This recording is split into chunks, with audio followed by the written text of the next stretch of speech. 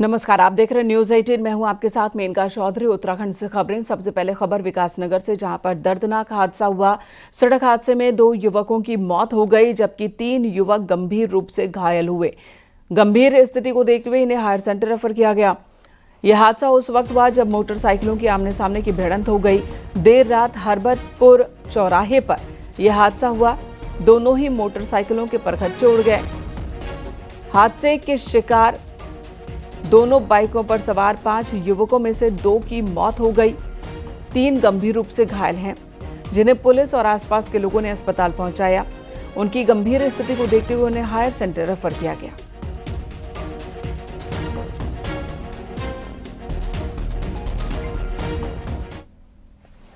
और उत्तराखंड के दौरे पर आएंगे प्रधानमंत्री नरेंद्र मोदी। 11 सितंबर को उत्तराखंड के दौरे पर होंगे। पीएम मोदी आपदाग्रस्त क्षेत्रों का एरियल सर्वे करेंगे। धराली में स्थलीय निरीक्षण भी करेंगे। साथ ही प्रभावित लोगों से मुलाकात भी करेंगे प्रधानमंत्री। आपदा से हुए नुकसान पर राज्य सरकार पीएम मोदी को प्रेजेंटेशन देने वाली है।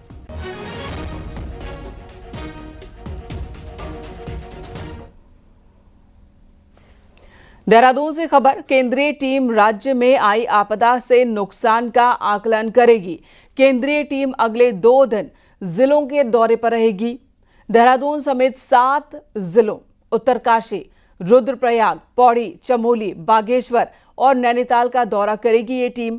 केंद्रीय टीम के दौरे से पहले आज देहरादून में प्रेजेंटेशन दिया जाएगा और उसके बाद केंद्रीय टीम को भी पूरी जानकारी दी जाएगी कि बारिश की वजह से, लैंडस्लाइड की वजह से कहां-कहां और कितना नुकसान प्रदेश को हुआ है।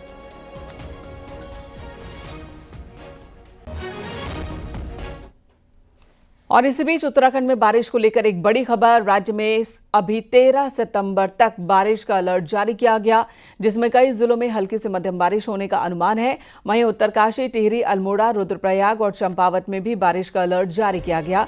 कहीं कहीं तेज बारिश से भी मुश्किलें हो सकती हैं।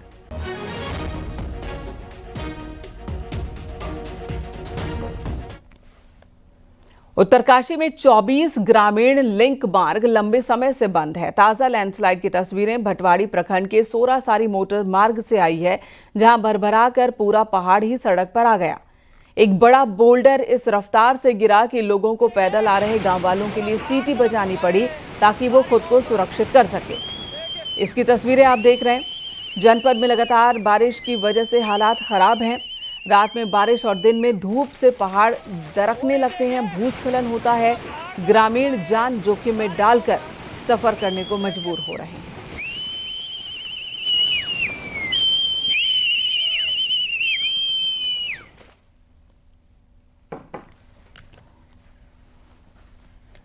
उत्तरकाशी में आफत कम होने का नाम नहीं ले रही। यमुनोत्री NH सिलाई बैंड के पास पहाड़ी से लगातार पत्थर गिर रहे हैं।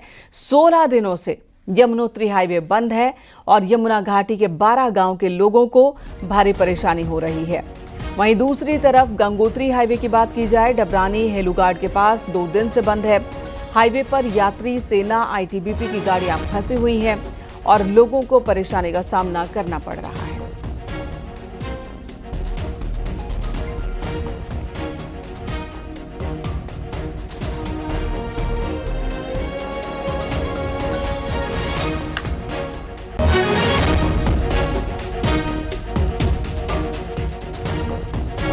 और इस वक्त उत्तरकाशी से बलबीर परमार हमारे सहयोगी जुड़ चुके हैं। बलबीर, वैसे तो पूरे उत्तराखंड में ही बारिश और लैंडस्लाइड की वजह से परेशानी है, कहीं वाटर लॉगिंग की वजह से परेशानी है मैदानी इलाकों में, लेकिन उत्तरकाशी की जब बात करते हैं ऊंचाई वाले इलाकों की, तो यहां तबाही सबसे ज्यादा देखने को मिल रही है। अभी मौसम विभाग की ओर से क्या चेतावनी है? बिल्कुल, मौसम विभाग की बात करें तो आने वाले जो 1 सप्ताह है बारिश रहेगी पहाड़ों पे और जनपद उत्तरकाशी में भी बारिश देखी जा रही है, और जिसके चलते जो लैंडस्लाइड है लगातार एक्टिव है। यमुनोत्री हाईवे पिछले 16 दिनों से नहीं खुल पाया है और गंगोत्री हाईवे भी 2 दिनों से डबरानी और हेलगू घाट के पास बंद है। इस बीच में जो ग्रामीण है उन्हें भारी परेशानियों का सामना करना पड़ रहा है और अब यात्री भी जनपद उत्तरकाशी में रुक करने लगे हैं। हमने देखा कि कल दो बसें गंगोत्री धाम के लिए निकली है, पर वो जो यात्री है मार्ग में ही फंसे हुए हैं, उन्हें वापस लौटना पड़ा और जो नजदीकी होटल है वहां उन्हें रुकना पड़ा। तो कह सकते हैं कि समस्याएं लगातार बनी हुई है। इसके अलावा जो ग्रामीण लिंक मार्ग है, 24 ग्रामीण लिंक मार्ग लगातार बंद चल रहे हैं। जो ग्रामीण है भारी परेशानियों का सामना उन्हें करना पड़ रहा है। कई किलोमीटर की पैदल दूरी तय करके वो अपनी जरूरतमंद चीजों के लिए जिला मुख्यालय, तहसील मुख्यालय में पहुंच रहे हैं। तो समस्याएं लगातार बनी हुई है और जिस तरह से मौसम विभाग का कहना है कि आने वाले 13 सितंबर तक मौसम इसी तरह का रह सकता है, तो अभी राहत नहीं है। 15 सितंबर के बाद कुछ राहत मिलेगी, पर जिस तरह से बरसात ने नुकसान पहुंचाया है 2 राजमार्ग और 24 जो ग्रामीण लिंक मार्ग है और उनमें जिस तरह के हालात है, तो कह सकते हैं कि लंबा समय अभी भी लग सकता है। खासकर यमुनोत्री हाईवे जिस तरह से 16 दिनों से बंद है और सिलाई बैंड और बनास के पास जिस तरह से भूदशा और भूस्खलन हो रहा है, तो यमुनोत्री हाईवे को खुलने में समय लग सकता है। हेलगू घाट और डबरानी आज शाम तक उम्मीद कर सकते हैं कि खुल सकता है, पर जिस तरह से पूरी बरसात ने सड़कों को नुकसान पहुंचाया है उससे लगातार परेशानी बढ़ी हुई है और भारी परेशानियों का सामना जो ग्रामीण है, इंतजार है कि मौसम भी ठीक हो और सड़कें भी दुरुस्त हो जाएं ताकि लोग राहत की सांस ले सके। धन्यवाद आपका बलबीर। अगली खबर रानीखेत से। रानीखेत रामनगर रोड पर सड़क टूटने की वजह से आवाजाही पूरी तरह से बंद हो गई है। ताड़ीखेत के पास सड़क टूट गई, कई गांव का मुख्यालय से संपर्क कट गया है। सड़क के टूटने से लोग पहाड़ी चढ़कर आने जाने को मजबूर हो रहे हैं। रामनगर और रानीखेत आने जाने वाले वाहनों को बहुत परेशानी हो रही है। गनिया धोली के पास भी सड़क धंस गई। प्रशासन पर लापरवाही के भी आरोप स्थानीय लोग लगा रहे हैं।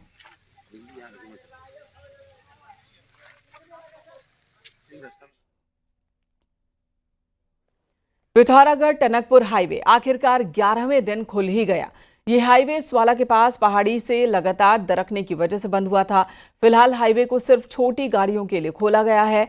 हाईवे खुलने से चंपावत के साथ ही पिथौरागढ़ के लोगों ने राहत की सांस ली। अब तक की बात की जाए तो लोगों को आवाजाही के लिए लंबा सफर करना पड़ रहा था। एनएच हाईवे को बड़ी गाड़ियों के लिए बना रहा है, लेकिन इसमें कितना वक्त लगेगा फिलहाल कहना मुश्किल है।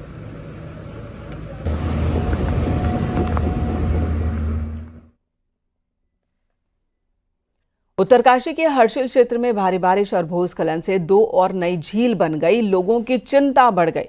लैंडस्लाइड होने से तेलगाड़ के मुहाने बंद हो गए और यही वजह कि यहां पर 2 छोटी छोटी झील बन रही थी। शुक्रवार को ड्रोन सर्वे में इसका खुलासा हुआ। एसडीआरएफ की टीम मौके पर पहुंचने की कोशिश कर रही है, लेकिन खराब मौसम की वजह से नहीं पहुंच पा रही। हालांकि इन झीलों का आकार अभी बहुत बड़ा नहीं है, लेकिन भविष्य में ये झील अगर बढ़ती रही तो खतरा बन सकती है।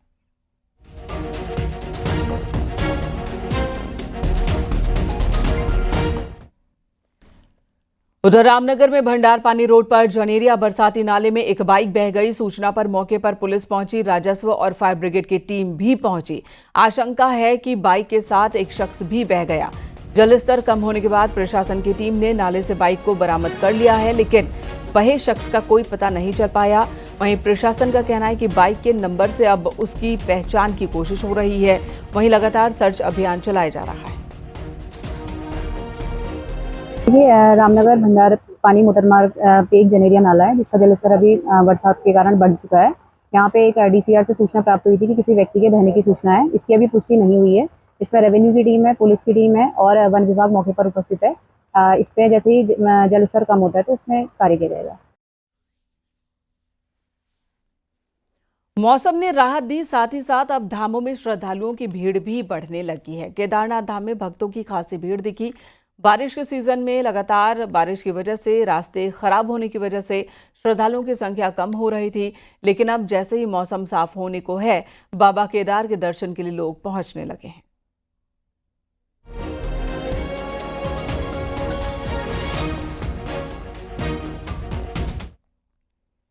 वहीं धाम के लिए दूसरे चरण की हेली सेवाएं भी शुरू होने वाली है। 15 सितंबर से शुरुआत हो जाएगी और 10 सितंबर से टिकट्स बुक किए जाने लगेंगे। बारिश की वजह से जून में हेलीकॉप्टर की सेवा रोक दी गई थी, जबकि दूसरे चरण के लिए हेली सेवा शुरू की जाएगी, जिसे लेकर यात्री और हेली से जुड़े कारोबारियों में उत्साह है। बताया जा रहा है कि दूसरे चरण की सेवा के लिए गुप्तकाशी से आर्यन और शेरसी से क्रिस्टल को उड़ान की अनुमति नहीं मिलेगी, जबकि अन्य हेली सेवाओं में गुप्तकाशी से ट्रांस भारत, फाटा से पवन हंस, थम्बी और ग्लोब विक्ट्रा, शेरसी से हिमालय हेली और दूसरी कंपनियां केदारनाथ के लिए उड़ान भर सकेंगी।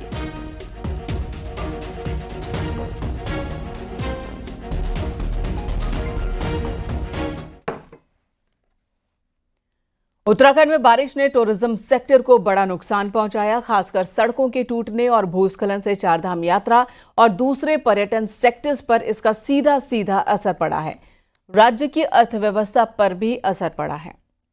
इसी पर आपको ये रिपोर्ट दिखाते हैं।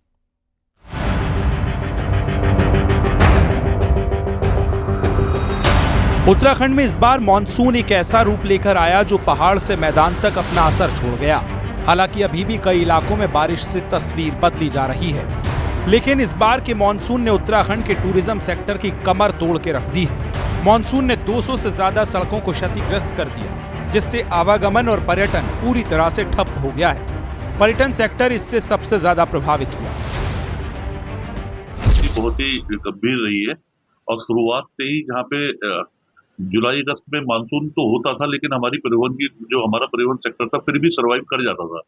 लेकिन इस बार का मानसून इतना भयंकर रहा कि हमारी परिवहन को चलने की जगह ही नहीं मिली।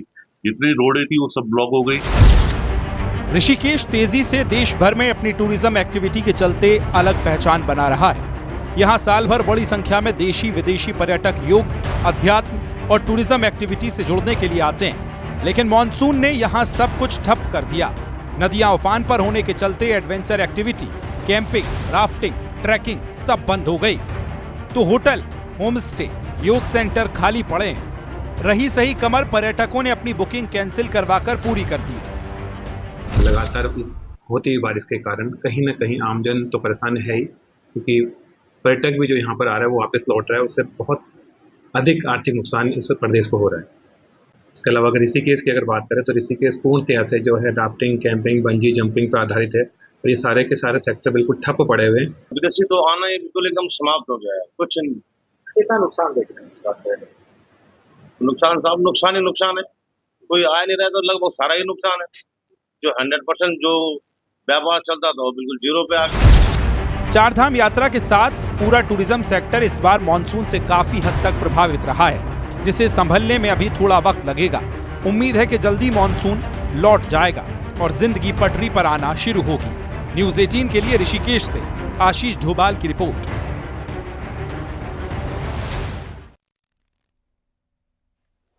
इस साल उत्तराखंड में बारिश ने पुराने सारे रिकॉर्ड्स तोड़ दिए हैं। तांडव मचाती बारिश ने लोगों की जिंदगी को खतरे में डाल दिया है, साथ ही खेती और बागवानी को भी नुकसान पहुंचाया है। इसी पर आपको एक रिपोर्ट दिखाते हैं कि कितना नुकसान उत्तराखंड के किसानों को हुआ है।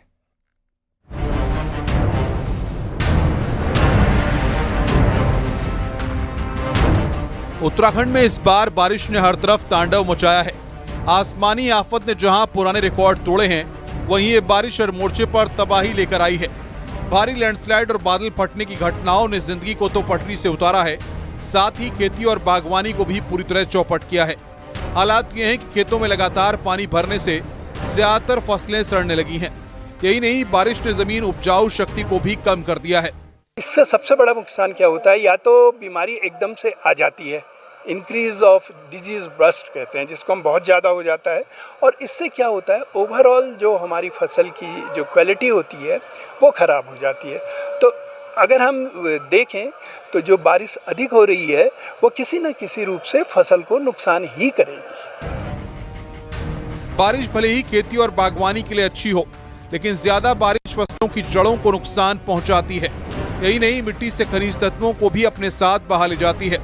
ऐसे में जहां फसलों और फलों की क्वालिटी कम हो जाती है, लगातार हो रही बारिश ने सबसे ज्यादा धान, मक्का, सोयाबीन, दाल और मड़ुआ जैसी खेती को नुकसान पहुंचाया है। यही नहीं, सब्जी और फल भी आफत बरसाती बारिश की भेंट चढ़े हैं। इस बार बारिश से पूरी हमारे क्षेत्र की सारी फसलें नुकसान हो चुका है, जिसमें मरडुआ है, झुंगरा है और दलहनी फसलों को विशेष तौर पे नुकसान हो गया है, जिससे उनकी जड़ें सड़ जाती हैं। आजकल गहत, भट्ट, सोयाबीन, ये सारी फसलें बर्बादी की कगार पे हैं। भारी बारिश में खेती और बागवानी को कितना नुकसान हुआ है, इसका आकलन तो फिलहाल नहीं हुआ है, लेकिन किसान जरूर नुकसान की भरपाई चाहते हैं। ऐसे में अब ये देखना होगा कि किसानों की बर्बाद हुई मेहनत का उन्हें क्या मुआवजा मिल पाता है। न्यूज़ 18 के लिए किशन जोशी के साथ विजय वर्धन उप्रेती की रिपोर्ट। इधर हरिद्वार के कई रिहायशी इलाकों में जंगली हाथियों की आवाजाही लगातार बनी हुई है। यहाँ बहादुराबाद क्षेत्र में हरिद्वार दिल्ली हाईवे पर जंगली हाथियों का एक दल देखा और एक जंगली हाथी चहलकदमी करता नजर आया। हाथी जंगल से निकला, हाईवे पर आ धमका और इस दौरान आसपास मौजूद लोग, दुकानदार उसे देखकर डर गए। कई फलों के ठेलों और दुकानों के आसपास होकर गुजरा। हालांकि किसी को भी नुकसान नहीं पहुंचाया हाथी ने। इसे फिलहाल जंगल की तरफ खदेड़ दिया गया।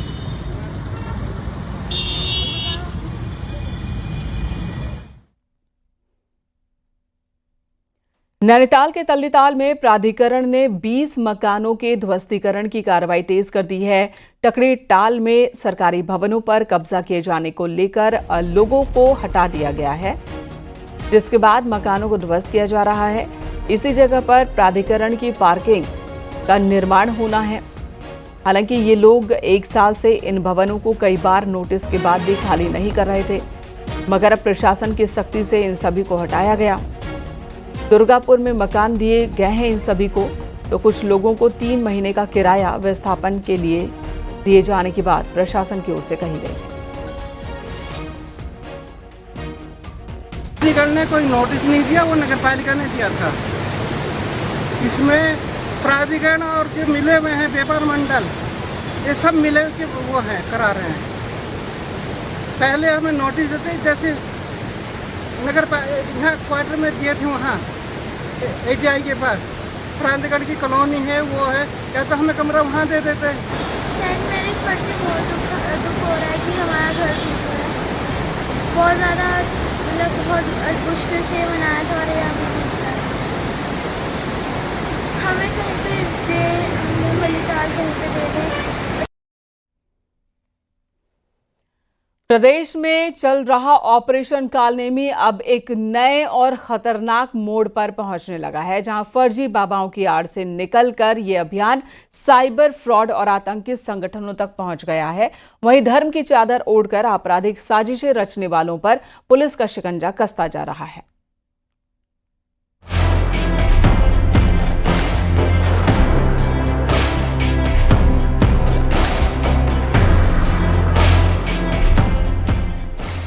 पिछले 2 महीने से चल रहे ऑपरेशन कालनेमी, जिसे मुख्यमंत्री पुष्कर सिंह धामी ने खुद नाम दिया था, जिसके तहत पुलिस ने अब तक 5,500 बाबाओं का सत्यापन किया है। इनमें से 1,182 पर कार्रवाई हुई है। इस ऑपरेशन ने कई चौंकाने वाले चेहरे भी उजागर किए, जहां फर्जी बाबाओं ने धर्म की आड़ में ठगी, चमत्कारी औषधि बेचने और सरकारी योजनाओं का लाभ लेने की साजिश रची। वहीं सबसे खतरनाक खुलासे धर्मांतरण और देश विरोधी गतिविधियों से जुड़े हैं। फर्जी नाम से जो फेसबुक चला रहे हैं और जिसका उद्देश्य जो है ये है कि आप किसी को ठग रहे हैं या भेष बदलकर जो है आपके कोई क्राइम इंटेंशन है, तो ऐसे लोगों को जो है आप किसी को जो है भ्रमित कर रहे हैं, तो ऐसे शिकायत हमारे पास हम लोग लगातार नजर बनाए। जो भी शिकायत हमारे पे प्राप्त हो रही है, तो ऐसे लोगों पे जरूर कार्रवाई उत्तराखंड पुलिस करने जा रही है। जांच में सामने आया कि कुछ तथाकथित बाबा युवतियों का धर्म परिवर्तन कर उन्हें विदेश भेजने तक के धंधे में शामिल थे। इस कड़ी में हिजबुल तहरीर का नाम भी सामने आया है। पता चला कि दुबई से ऑपरेट हो रहे नेटवर्क के जरिए उत्तराखंड की 2 युवतियों को धर्म परिवर्तन कर वहां भेजा जा रहा था, जिस पर यूपी ATS और उत्तराखंड पुलिस की संयुक्त कार्रवाई चल रही है। इतना ही नहीं, कुछ फर्जी बाबा पुलिस और अर्धसैनिक बलों की वर्दी पहनकर ठगी और ब्लैकमेलिंग करते हुए भी पकड़े गए। दो धार्मिक स्वतंत्रता अधिनियम में भी केस लिखे गए, जिसमें इन्वेस्टिगेशन में बहुत चौंकाने वाले तथ्य भी आए थे, जिसमें एक लड़की को किसी गेम के बहाने जो पाक बेस्ड ऐप बना हुआ था उसके थ्रू उसमें जोड़ा गया और उसके इंटरेस्ट के हिसाब से जो उसका इंटरेस्ट था शेयर किया गया और उसी इंटरेस्ट के हिसाब से उसका कन्वर्जन करने के लिए दिल्ली भी गई और दिल्ली के बाद उसके फेक आई कार्ड्स भी बनाए गए जिससे उसको दुबई भेजा जा सके। हरिद्वार पुलिस ने करीब 4 जो गैर राष्ट्रिक लोग हैं जिसमें बांग्लादेशी भी संदिग्ध हैं उनको पहचान करके उनको पकड़ा गया और उनको डिटेंशन सेंटर में भेजा जा चुका है और वहां से उसकी प्रत्यर्पण की जो कार्रवाई है वो की जाएगी। यानी कि स्पष्ट है, ऑपरेशन काल नेमी अब सिर्फ फर्जी बाबाओं तक सीमित नहीं रहा, बल्कि ये साइबर फ्रॉड, अवैध विदेशी घुसपैठ, फर्जी विवाह, धर्मांतरण और आतंकी साजिशों तक फैल चुका है। प्रदेश पुलिस का कहना है कि इस ऑपरेशन के जरिए धर्म की आड़ में चल रहे अपराधों के असली चेहरे बेनकाब होंगे और देश विरोधी ताकतों की जड़ तक पहुंचने का काम जारी रहेगा। न्यूज़ 18 के लिए देहरादून से सत्येंद्र बर्तवाल की रिपोर्ट।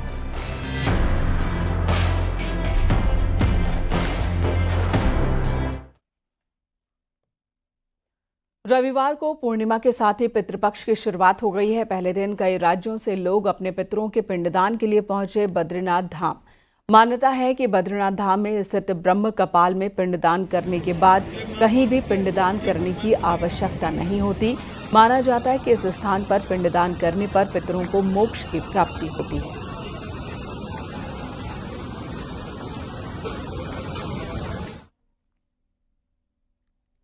ऋषिकेश में भी बड़ी संख्या में लोग पहुंच रहे हैं। त्रिवेणी घाट पर लोग अपने पितरों का तर्पण करने के लिए पहुंच रहे हैं। मान्यता है कि ब्राह्मण के माध्यम से काले तिल और जौ से गंगा तट पर किया गया तर्पण ही सर्वश्रेष्ठ है। पितृपक्ष में दिए गए दान का फल दिवंगत पितरों के लिए होता है।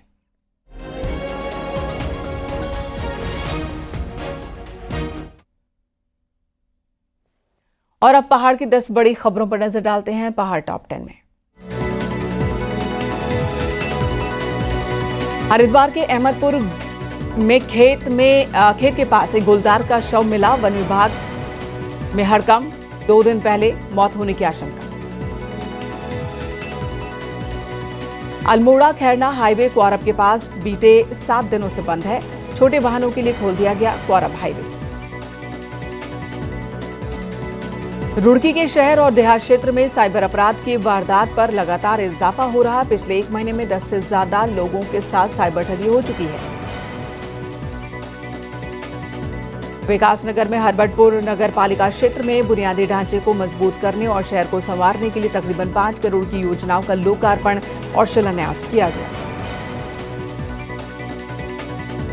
हरिद्वार में कॉमर्शियल वाहनों की फिटनेस जांच के लिए बना ऑटोमेटिक फिटनेस सेंटर पर ड्राइवर्स ने उत्पीड़न करने और पैसों की अवैध वसूली के आरोप लगाए और प्रदर्शन किया। रुड़की नगर निगम की लापरवाही की वजह से शहर के कई वार्ड में अभी भी जलभराव की स्थिति है। लोग परेशान। पिथौरागढ़ के गंगोलीहाट में 3 नई सड़कें बनेंगी और इसके लिए मंडी परिषद से धनराशि जारी कर दी गई। रानीखेत में कुमाऊनी एवं गढ़वाली पारंपरिक परिधान प्रतियोगिता का आयोजन किया गया, जिसमें 16 टीमों ने हिस्सा लिया। नैनीताल की नैनी झील में तैराकी और कायाकिंग प्रतियोगिता आयोजित की गई, जिसमें जिले भर के बच्चों ने हिस्सा लिया।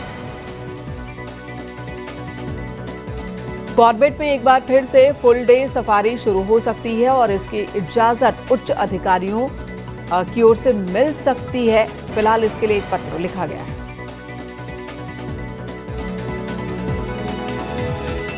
यहां रुकेंगे एक छोटे से ब्रेक के लिए। ब्रेक के बाद देखिए सुबह 8 बजे की स्पेशल खबरें।